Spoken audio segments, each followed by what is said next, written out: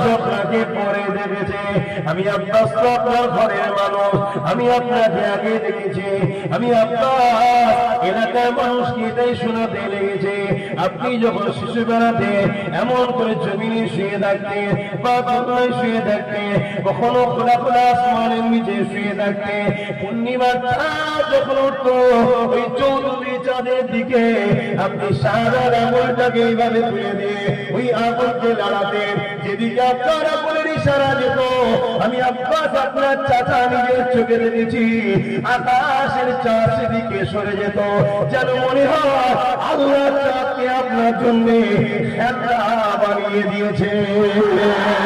আর বলুন আল্লাহু আকবার। প্রত্যেকটা ছেলে শোনার পরে যখন মুখে হাসি ফুটে উঠলো, দিল খুশি হয়ে গেল। কেন? আমার নেতার মাকাম, আর আমার নেতার মাকামের যত প্রশংসা করব মূলত প্রশংসা কার হবে? জোরে বলো। কারণ এই আগুনের পাওয়ার কে দিয়েছে? আমরা সবাই মিলেও যদি আগুন লড়াই নিজের ছেলে আজকাল শুনছেন, কি ভুল বলছি? আর আকাশের চাঁদ বড় হয়ে তো রসুল ফাঁকাবার টুকরো করে দেখিয়ে দিয়েছে, বড় হয়ে দু টুকরো করে দেখিয়ে দিয়েছে। শুধু এটা নয়, আল্লাহ নবীর দুলমা হযরত হালিমার ঘরে আমার রাসূলুল্লাহ যখন ছিলেন, হযরত সুমাইয়া এমন করে রাসূল পাক সাল্লাল্লাহু আলাইহি ওয়াসাল্লামের দুশরি বোন ছিলেন, তিনি বলতে লেগেছে আমি সুহাইবা দেখলাম আমি আমার ভাই মুহাম্মদ রাসূল নবীকে দুই ভাইকে নিয়ে কোলে করে নিয়ে এইভাবে বাইরে বেরোলাম, আমার কোলের মধ্যে তিনি রয়েছে, আমি বসে রয়েছে, হঠাৎ করে আমি অবাক হয়ে গেলাম, আমাদের শিশু মুহাম্মদ রাসূল আসমানের দিকে আগুন করে কি যেন এরকম করে আর মুচকে মুচকে হাসে, আমি আসমানের দিকে মুখটা তুলে দেখে অবাক হয়ে গেলাম, আমার মুহাম্মদ রাসূল নবী যখন ডান দিকে উল্টা যায় ওই সময় চাচা ডান দিকে চলে যায়, যখন মা দিকে উল্টা যায় ডান খাও মা দিকে চলে যায়। আরো ধরে বলুন সুবহানাল্লাহ। এই তো আমাদের বাচ্চাগুলো শিখছে, আপনারাও শুনছে, ঈদ হচ্ছে না কিন্তু খুশি হচ্ছে। বা আহলে সুন্নাত ওয়াল জামাত থেকে আমি ছেলেদেরকে বলেছি, অনেক জায়গায় হয় মেন অঞ্চলের একটা ভালো ভালো রোড দেখে বাজার দেখে ছোট ছোট ক্যাম্প করে, ক্যাম্পে বসে পানি দেয় লোককে, পথচারী মানুষ দেখা দেখি ভ্যান চালিয়ে আসছে, রিক্সা চলেছে, মুসলিম কেউ মুসলিম দেখান না, কেন আমার রসুল সভা, কথা বুঝে আসছে না? এবার রসুল যেমন পানি সভা, যা পিপাসা লেগেছে পান করেছে, পিপাসা মিটেছে, রসুল সভা, যে ধরবে সে কামিয়াবি, যে ধরবে না কামিয়াবি, কিন্তু সবার কথা বুঝে আসছে।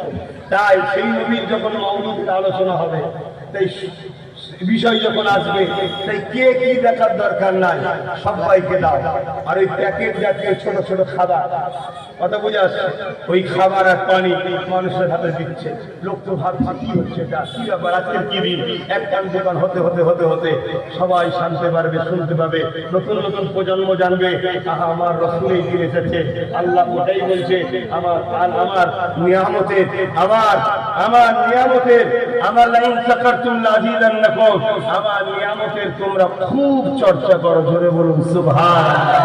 এখানে চর্চা করাটা শুকরিয়া আদায় করা, কোন জায়গায় অন্তরে অন্তরে আলহামদুলিল্লাহ বলাটা শুকরিয়া আদায় করা, এক একটা চর্চা এক এক ভাবে হয়। তাহলে আমার রাসূল পাক সাল্লাল্লাহু আলাইহি সাল্লামের মিলাদের মাহফিল আমার নবী সাহাবী হযরত আব্বাস রাদিয়াল্লাহু তাআলা তিনি বানাতে লেগেছেন। শুধু তিনি বানিয়েছেন, আল্লাহ নবী স্বয়ং নিজে মদিনা নববী শরীফের মিম্বরে উঠে গেলেন, আল্লাহ নবী বলতে লেগেছে আনা মুহাম্মদ রাসূলুল্লাহ, আমি মুহাম্মদ রাসূল, আমার আব্বা আব্দুল্লাহ, আমার দাদা আব্দুল মুতালিব, এইভাবে নিজের প্রশংসা তারিফ করতে লেগেছে, নিজের পরিচয় দিতে লেগেছে, এইভাবে পরিচয় দিতে দিতে রাসূল বলতে লেগেছে এ বিশ্বের মানুষেরা আমি মুহাম্মদ রাসূল তখন নবী ছিলাম যখন বাবা কাদা মাটি শুয়ে মেরেছিল আমি রাসূলুল্লাহ আল্লাহ দুনিয়ায় পাঠাবার সিলসিলা জারি করে দিল আদম সাফিউল্লাহ আল্লাহ তৈরি করলেন ওই কাদা মাটির মধ্যে আদম সাফিউল্লাহ রূহকে যখন দিতে লাগলো আদম সাফিউল্লাহ রূহ যেতে লাগছে না আল্লাহ পাক আমাকে এই সময় আপনার আদমের পুস্তে পিঠেতে এমন করে আমাকে রক্ষিত রেখে দিল আমি আদমের পিঠে যখন চলে এলাম ওই সময় আদমের রূহ যখন আদমের শরীরের মধ্যে চলে গেল আমার নূরের ইশকে আদমের নূর দিবানা হয়ে গেল আল্লাহ আদম নবীকে বলেছিল আদমকে কিবলা বানিয়ে আদমকে তাজিমি সম্মান করো এমন করে সবাই সম্মান করলো ইবলিস সম্মান করলো না কেন সবাই সিজদা করলো ইবলিস সিজদা করলো না কারণ সমস্ত ফেরেশতারা ওই মাটির আদমের ভেতর দিয়ে নূরে মুহাম্মদ রাসূলকে দেখেছিল আমার নূরে আশিক হয়ে তারা মাথা নত করে দিয়েছিল কিন্তু ইবলিস দেখতে পেল না তাই যে রাসূলকে চেনে বা দেখে সে রাসূলের লীলা করে নবীর দিওয়ানা হয়ে যায় তাকে দুনিয়া অন্যদিকে টানতে পারে না আর তার নজরটা ইবলিসের মতো হয় সে নবী দেখতে পায় না সিজদা করতে পারে না সে কাফের বেঈমান হয়ে ধ্বংস হয়ে যায় এই আদম নবী আলাইহিস সালামের মাধ্যম দিয়ে তিনার সন্তান হযরত ঈসা আলাইহিস সালামের কাছে এই নূরে মুহাম্মদ রাসূল চলে এলো এইভাবে এক একটা নবীর মাধ্যমে আস্তে আস্তে আস্তে হযরত ইব্রাহিম খলিলুল্লাহ চলে আসলো ইব্রাহিম খলিলুল্লাহকে আগুনে যখন ফেলা হয়েছিল আগুনের ক্ষমতা ছিল না নূরে মুহাম্মদ যার কপালে রয়েছে তাকে পোড়াতে পারবে এই আল্লাহ বলেছেন আগুন বিয়াদবি করবে না আমার বন্ধু রয়েছে এটা হলো খোলাসা তাফসীর এই যুবকেরা তরুণেরা ইব্রাহিম খলিলুল্লাহ থেকে হযরত ইসমাঈল জমিউল্লাহর কাছে চলে এলো ইসমাঈল জমিউল্লাহকে তরবারি জবাই করতে পারবে না কারণ ইসমাঈল জমিউল্লাহ তখন নূরে মুজাস নূরে রাসূলুল্লাহ ইসমাঈল জমিউল্লাহ তখন পেছিনাতে চলে এলো অনেক বড় পদে এইভাবে তপ্পার পর তপ্পা আস্তে আস্তে হযরত রাসূলুল্লাহ দাদা হযরত আব্দুল মুতালিবের কাছে চলে আসলো আব্দুল মুতালিবের পেছিনাতে যখন এই নূরে মুহাম্মদ রাসূল চলে এলো দুনিয়ার মানুষ আব্দুল্লাহকে দেখে তাজিম করতে লাগলো আব্দুল্লাহকে দেখে ভালোবাসতে লাগলো আব্দুল মুতালিবকে দেখে প্যার করতে লাগলো এমনকি মক্কার মানুষেরা আব্দুল মুতালিবকে তাদের সরদার পর্যন্ত বানিয়ে দিল মূল জায়গাটায় ফিরে আসছি না অনেক বড় তপ্পা আসতে গেলেই 2-4 দিন লেগে যাবে তপ্পাটা যদি আনা যায় হযরত আব্দুল মুতালিব রাসূলুল্লাহর দাদা আজকে আমাদের সমাজে একটা মুসলিম সুরাতে মুনাফিক ঘুরে বেড়ায় তারা দেখবেন রাসূলুল্লাহর আব্বা আম্মাকে সমালোচনা করে জানেন তো নাকি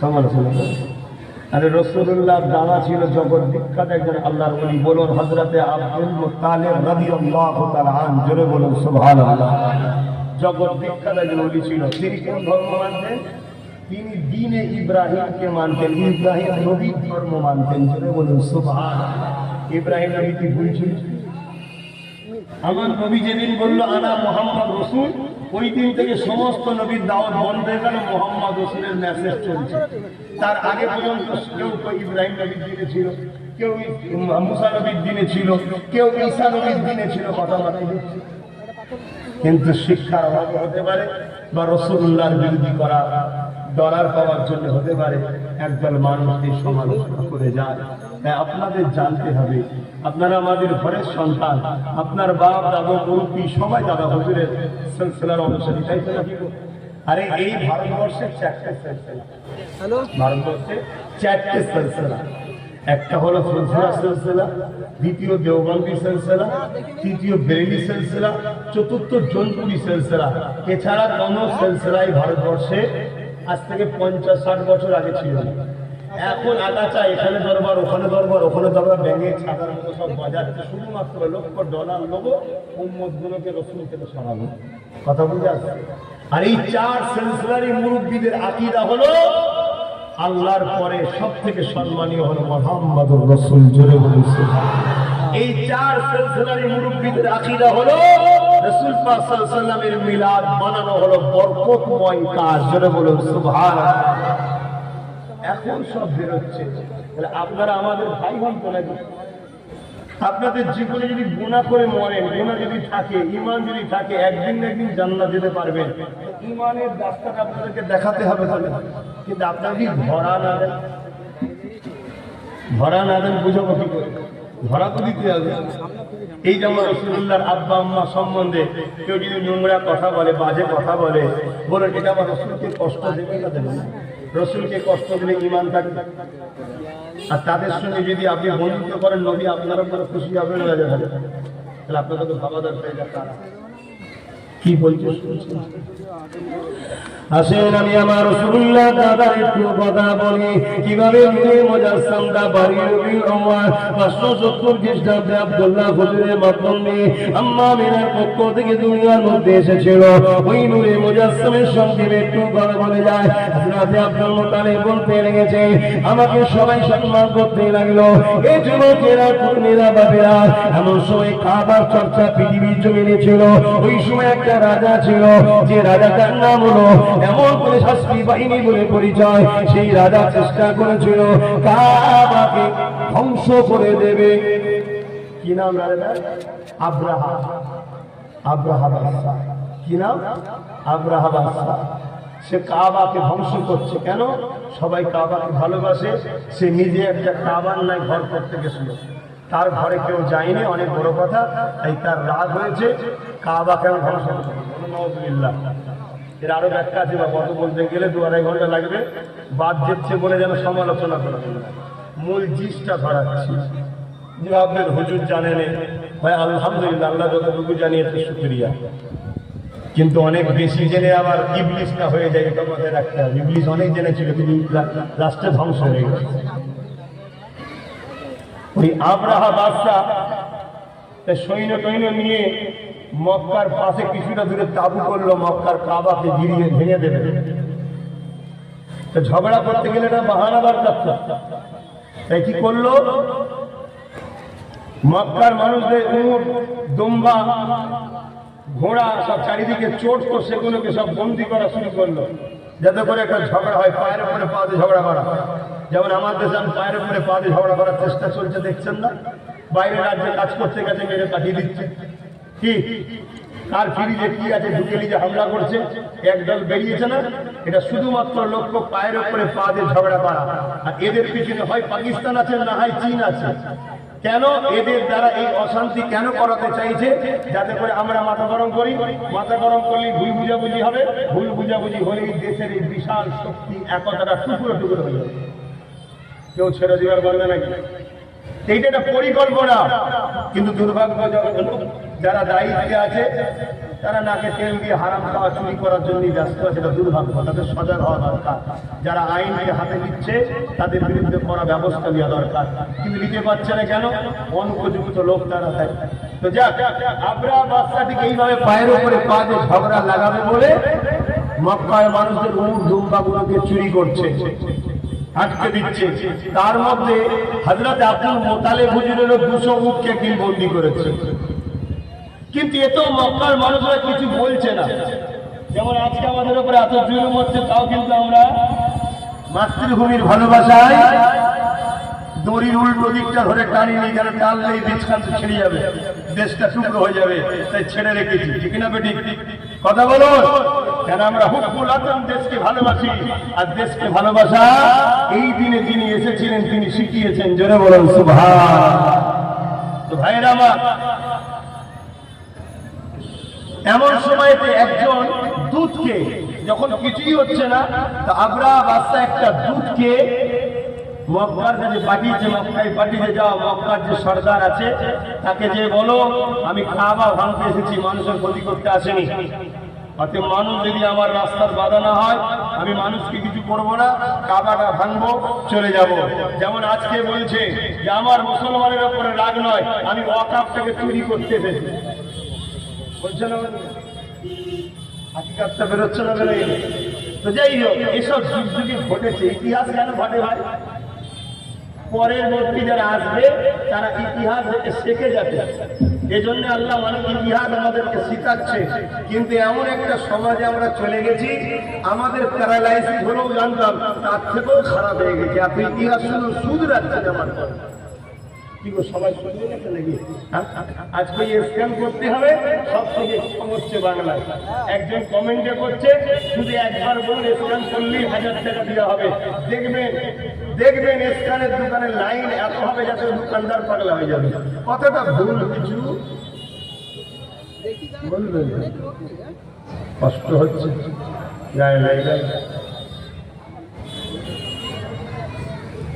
আব্রাহাম আসলে একটা দুধ পাঠিয়েছে, মন দিয়ে শুনবেন।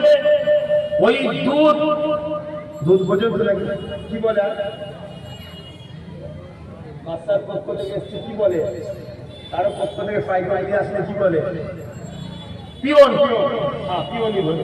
পিয়ন পাঠিয়েছে, খবর নিয়ে আসছে।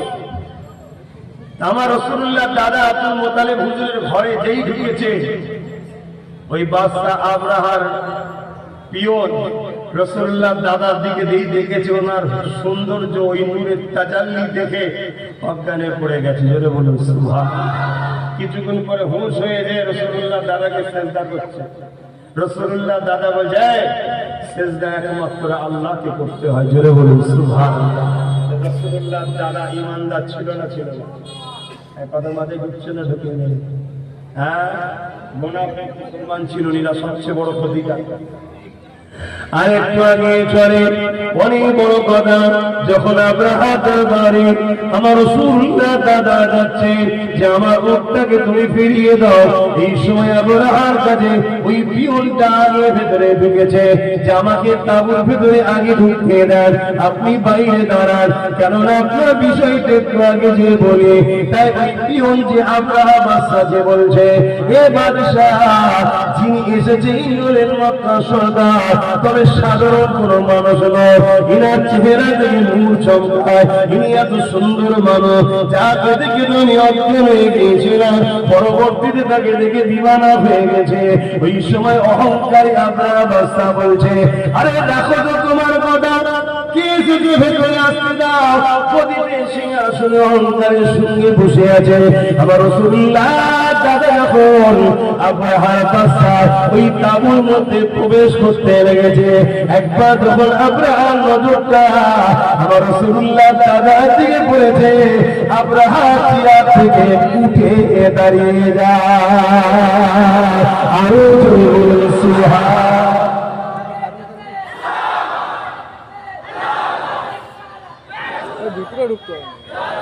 দোলজাহানের সুলতানের দাদা এসছে, যত বড়ই বাদশা উঠে দাঁড়া অটোমেটিক বুঝতে পারছেন না? হ্যাঁ, আপনারাও নবীর গোলাম হন, যত বড় নেতা কেতা হোক দেখে দাঁড়াতে হবে।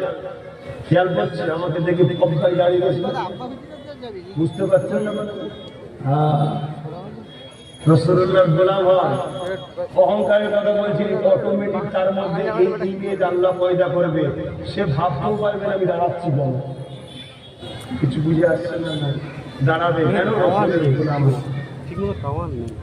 হও, তুমি ভালো হও, তুমি রাসূলের, দুনিয়া তো তোমার। আল্লাহ তো ওয়াদা করেছে, যারা আমার রাসূল তাদের দুনিয়াকে আমি তাদের করে দেব।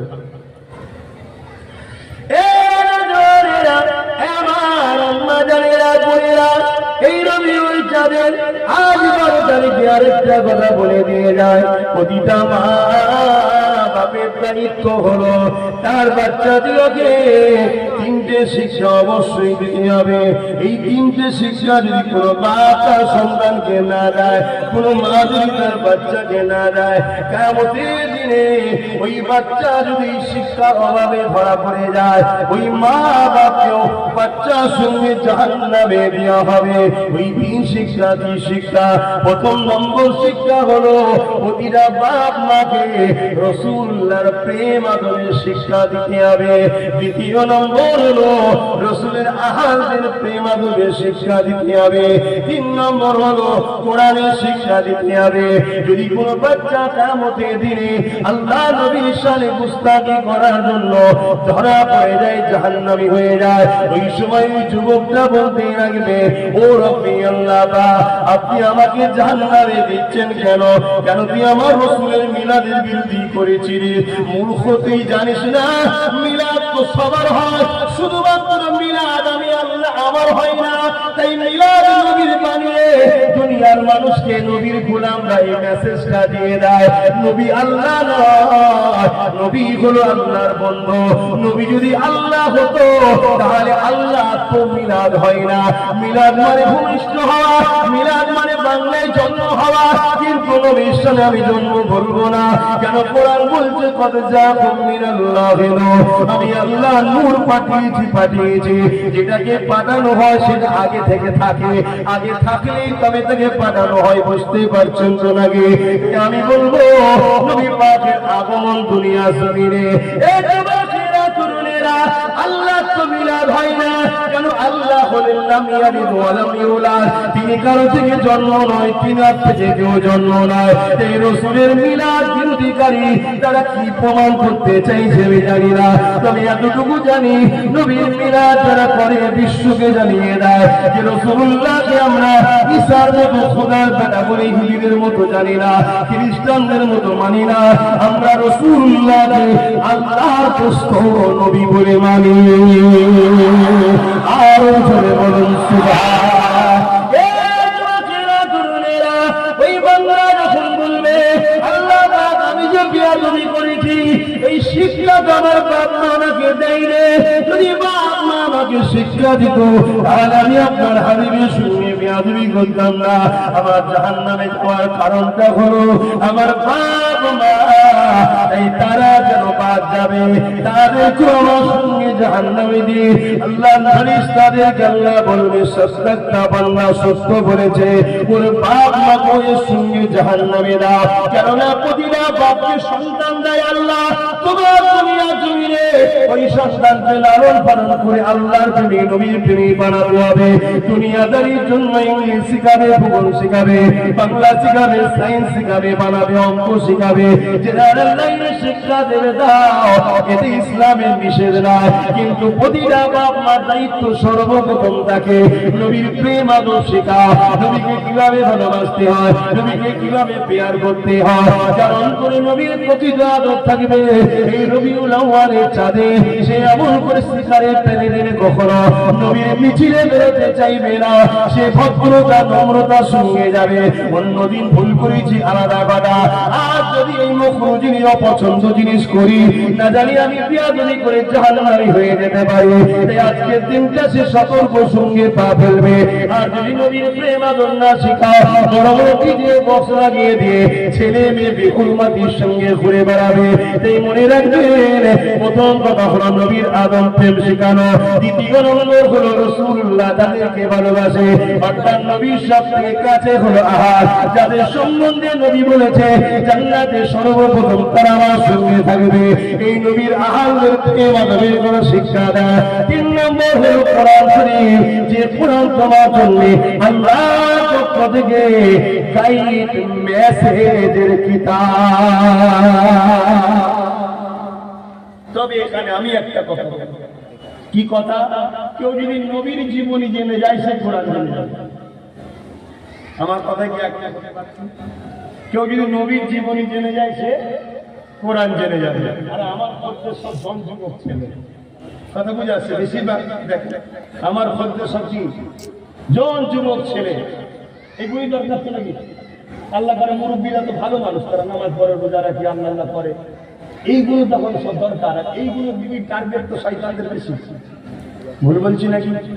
এদেরকে কি করে গানে নিয়ে যাবো, যাত্রায় নিয়ে যাবো, ফাংশনে নিয়ে যাবো, জুয়াই নিয়ে যাবো, মলে নিয়ে যাবো, চুরিতে নিয়ে যাবো, খুনিতে নিয়ে যাবো, লুটাতে নিয়ে যাবো, মারপিট করতে নিয়ে যাবো, কাদেরকে নিয়ে যাবো, বলবে না এইগুলো ঠিক না? আর এইগুলো আল্লাহ খারে আমার সঙ্গে বেশি। আর বেশি হওয়া মানে ইনশাআল্লাহ আমি চেষ্টা করছি এগুলোকে নবীর গোলামিতে জুড়বো। আর নবীর গোলাম যে হবে নবী তাকে আল্লাহর দাসত্বের সঙ্গে জুড়ে জান্নাতে নিয়ে যাবে। জোরে বলুন সুবহানাল্লাহ। বুঝতে পারছো তো ভাইরা আমার? সেই নবী পাক সাল্লাল্লাহু আলাইহি সাল্লামের নূর মুবারক হযরত আব্দুল মুত্তালিব হুজুরের মনে পড়ছে তো নাকি? আরেকটুখানি আগে বলি কি হয়েছে, শুনবেন না? শুনবেন না? হ্যাঁ, বাচ্চারা যা করছে করতে দেন, ওদের ওইটাই ভালো লাগে আমার, ঠিক তো নাকি? তবে এইখানে করলে একটু অসুবিধা হবে, আর আলোচনায় দূরে করছে করুক। কি ভালো লাগছে না সেটা হই করছে। আজকের এই মজলিসটা না হলে এতগুলো বাচ্চা বলে হতো কি ওরা এই মন খুলে আনন্দ করতে পারতো? এটাই তো রাসূলুল্লাহর ওসিলায় হচ্ছে, জোরে বলুন সুবহানাল্লাহ। যার একটা মহানায়, একটা ওসিলায়, একটা মাধ্যমে, একটা আলোচনা, রাসূলের আলোচনা, মিলাদের মাহফিলের আলোচনায় এলাকার সমস্ত বাচ্চা এক জায়গায় হতে পেরেছে। তারা আজকে খুশি মনে, মনের আনন্দে এক বাচ্চা আর এক বাচ্চার কাছে ইজহার করছে, আনন্দ করছে। এটাই তো ঈদ আমাদের কাছে। কথা মাথায় ঢুকছে না? আমাদের ঈদ তো অন্য জনের মতো নয়। অন্য জনরা ঈদ মানাতে গেলে মন লাগে, কি লাগে না লাগে? কিছু শুকনো মুসলমান আমার তারাও বলছে আমাদেরও লাগবে নাকি? হারাম হারাম হারাম। আর হারাম জিনিসকে যদি নবীর এই ভালো কাজে জোর খাতলে যাবে কি হবে? কথা বলছো না কেন? হ্যাঁ, সারা জীবন জাহান্নামে যাচ্ছে। খুব সাবধান, চালাকি ছুটিয়ে ফেলবে আল্লাহ। 4-5টা বদমাইশ বলবে এই জায়গায় বসে মদ খেচ্ছে, আর আরেকজনকে বলে দিচ্ছি কি নেয়, আর সে এনেছে আনন্দের দোকান থেকে। তার দোকান থেকে 4-3টে মাথায় জিজ্ঞেস করছে কার দোকান থেকে নিচ্ছি রে? ওই আনন্দের দোকান। কত ঝটকা, হারাম না? কি বলছে? কত ঝটকা মানে বুঝলেন না? মানে জবাই করে নয়, ঝটকা হারাম। তো তখন থেকে নিচ্ছিস কেন? আর এতক্ষণ থেকে খাচ্ছে কি ভাই? হারাম কথা বলছে না?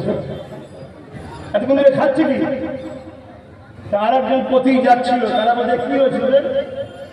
বলছে একটু মজা করে খাবো, একে বললাম নিয়ে আসছি কিনা, তো আনন্দ দোকান থেকে। কি হয়েছে? বলছে তো ঝটকা হারাম। তো তোরে শয়তান, মদ খেচ্ছিস হারাম, সমস্যা নেই, আর ওর দোকান থেকে কাটামুড়ি খেলে হারাম, তো সমস্যা হচ্ছে। কত বড় বিহায়া হয়ে যাচ্ছে কিছু মানুষ, চিন্তা করে দেখে। ওটাও যেমন হারাম, এটাও তেমন হারাম, দুটোই খাওয়া হারাম। হ্যাঁ, খবরদার। আল্লাহ কত হালাল খাদ্য দিয়েছে, সব হালাল খাদ্য ছেড়ে দিয়ে আল্লাহ শ্রেষ্ঠ মখলুক হয়ে আল্লাহ দিয়া মুখ দিয়ে, আল্লাহ দিয়া রেজে দিয়ে হারাম খাদ্য খবরদার যেন না যায়। শুনছে? তাহলে মরণের সময় কর্ম করবে না, এসে যাবে। যদি ভুল হয়ে যায় কারো, তওবা করে না। এই রবিউল চাঁদে তওবা করে না, নবীর ওসিলা দিয়ে আল্লাহর কাছে ক্ষমা চান, আল্লাহ মাফ করে দেন। আল্লাহ আমার নবীর খাতিরে মাফ করে দিন, বলুন আমিন। তো আমি যে কথা বলছিলাম কিভাবে মুখটা আসলে এই বিষয়টা একটু বলে দিই। হযরত আব্দুল মুত্তালিব হুজুর যখন ওই কি বলে আব্রাহা বাদশাকে বলল, আরে আমি তোমার কাছে এসেছি কোন লড়াই টড়াই করার প্রস্তাব দিতে নয়, আমার 200 উটকে তোমার লোকেরা বন্দী করেছে, ওটা দিয়ে দাও, আমি চলে যাবো। আমরা